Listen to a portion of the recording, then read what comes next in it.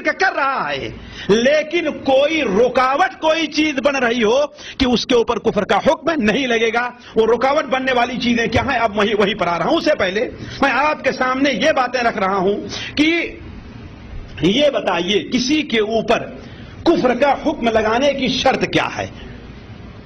کفر کا حکم لگانے کی شرط کیا ہے؟ کسی کے اوپر شرک کا یا کفر کا یا شرک کا حکم لگانے کے لیے کچھ شرائط علماء نے رکھی ہیں، اس لیے کہ کسی شخص معین پر کفر کا حکم اس وقت تک نہیں لگے گا جب تک کہ تین چیزیں نہ پائی جائیں۔ ذرا غور کر لیں گے آپ لوگ، تین چیزیں نہ پائی جائیں۔ ایک تو یہ ہے کہ وہ شروط جو کسی پر کفر کا حکم ہونے کی لگتی ہیں وہ موجود ہوں۔ دوسری چیز یہ ہے، یا یہ کہیے کہ وہ کفر ہو۔ دوسری چیز یہ ہے کہ اس کے اوپر حجت قائم کی گئی ہو۔ تیسری چیز یہ ہے کہ اس کے کوئی شبہات ہیں تو اس کا ازالہ کر دیا گیا ہو۔ بغیر ازالے کے کفر کا حکم اس کے اوپر شرک کا حکم نہیں لے گا۔ تو تکفیر کی شرائط کیا ہیں؟ تکفیر کی شرائط پہلی شرط یہ ہے کہ جس چیز کی بنیاد پر کفر کا حکم لگایا جا رہا ہے حقیقی طور پر وہ چیز کفر ہو بھی، قرآن اور حدیث میں اسے کفر کہا گیا ہے۔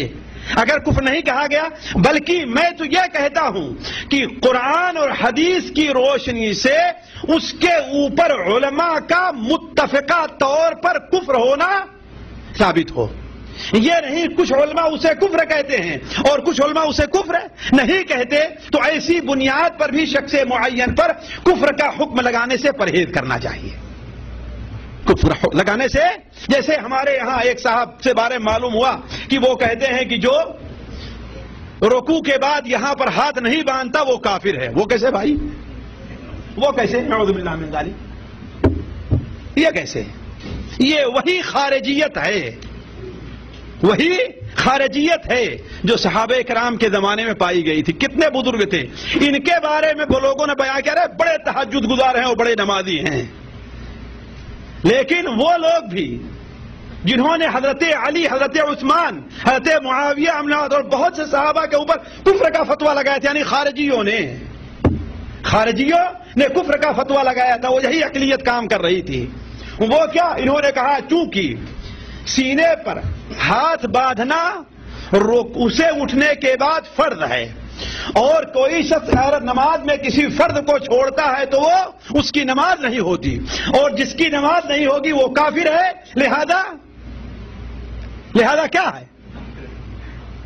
سینے پر نماز رکوع سے اٹھنے کے بعد ہاتھ نہ باندھنے والا کیا انسان کافر ہے۔ نعوذ باللہ من ذالک۔ اس سے بڑی جہالت شاید دنیا میں اور کہیں نہ پائی جائے۔ اسی لیے میں اس چیز کی وضاحت کر رہا ہوں کہ جس چیز پر کفر کا حکم لگایا جا رہا ہے اس کا کفر اور شرک ہونا علماء کے نزدیک متفق علیہ ہو، صرف ظن اور گمان کی بنیاد پر اس پر کفر کا حکم نہیں لگایا جائے گا۔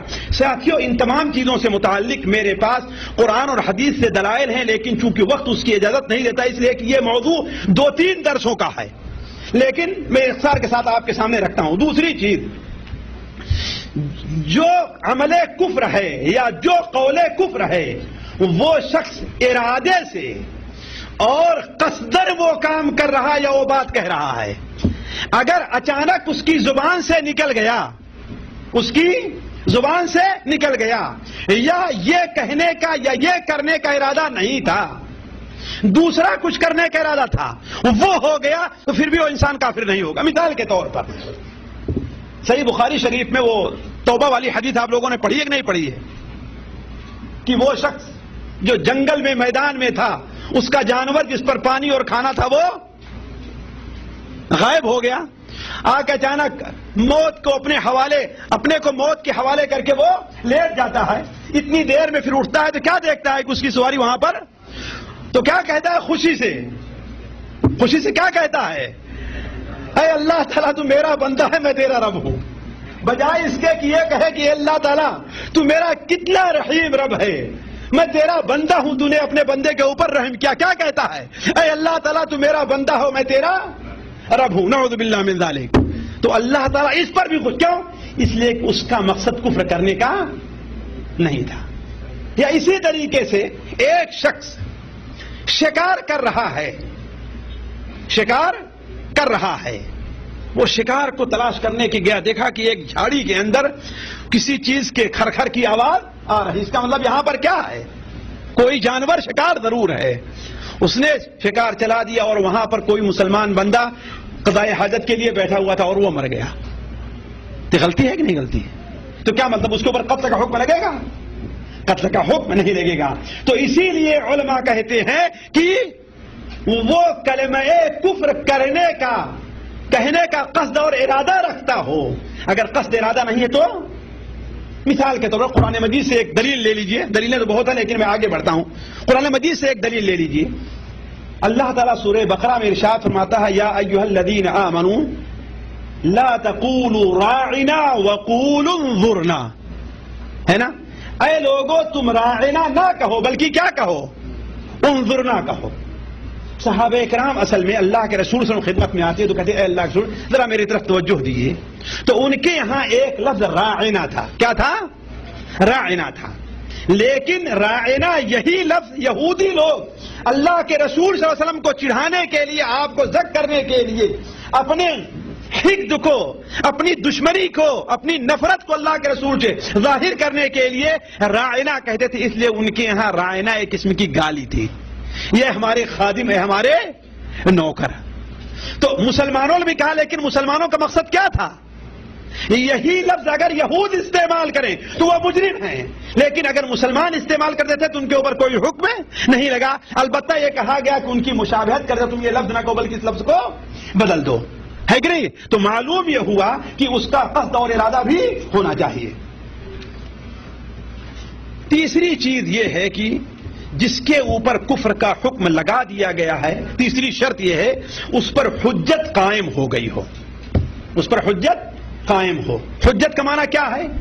یعنی اس شخص کو بتلا دیا گیا ہو کہ یہ چیز کیا ہے، کلمہ کفر ہے، غیر اللہ کے سجدہ کرنا جائز نہیں بلکہ یہ شرک ہے، اللہ کو چھوڑ کر کے غیر کو پکارنا کیا ہے، ناجائز ہے، اور یہ بلکہ شرک ہے، یہ عبادت میں اللہ تعالیٰ کی شرک ہے۔ جو علم اللہ تبارک و تعالیٰ کا ہے، ہر جگہ کی چھوٹی بڑی چیز کو اللہ تعالیٰ جانتا اور دیکھتا ہے، یہ صفت کس کی ہے؟ اللہ تعالیٰ کے ہے، غیر اللہ کی نہیں ہے۔ جب تک اسے بتایا نہ جائے تب تک اس کے اوپر کفر کا حکم نہیں لگے گا۔ اللہ تبارک و تعالیٰ ارشاد فرماتا ہے وَمَا كُنَّا مُعَذِّبِينَ حَتَّى نَبْعَثَ رَسُولًا، ہم کسی کو اس وقت تک عذاب نہیں دیں گے جب تک کہ ہم اس کے پاس اپنا رسول نہ بھیجیں۔ اسی لیے وہ سورت جو نبی کریم صلی اللہ علیہ وسلم روزانہ سونے سے پہلے پڑھا کرتے تھے، وہ کون سی سورت ہے؟ سورہ الملک، سورہ الملک۔ اس میں اللہ تعالیٰ کیا فرماتا ہے؟ کلما القی فیہا فوج سألہم خزنتها الم یأتکم نذیر، جب بھی جہنم میں کوئی جماعت جھونکی جائے گی تو وہاں جو فرشتے موجود ہوں گے وہ کیا کہیں گے؟ الم یأتکم نذیر، کیا تمہاری طرف ہمارے پاس ہماری طرف ڈرانے والا نہیں آیا تھا؟ تو لوگ کیا کہیں؟ بلا قد جاءنا نذیر، ڈرانے والا آیا تو تھا لیکن ہم نے اسے جھٹلایا ہے۔ فکذبنا وقلنا ما نزل اللہ من شیء، اللہ نے کچھ بھی نازل نہیں کیا ہے، یعنی گویا اللہ تعالیٰ ان کے اوپر حجت قائم ہو گئی تھی تبھی انہیں جہنم میں ڈالا جا رہا تھا۔ لیکن یہاں پر ایک چیز کو اور سمجھنے کی، دیکھیے حجت کے قائم ہونے کے لیے ضروری ہے کہ وہ حجت اور دلیل کو سمجھتا بھی ہو۔ اگر اسے سمجھ نہیں رہا ہے، مثال کے طور پر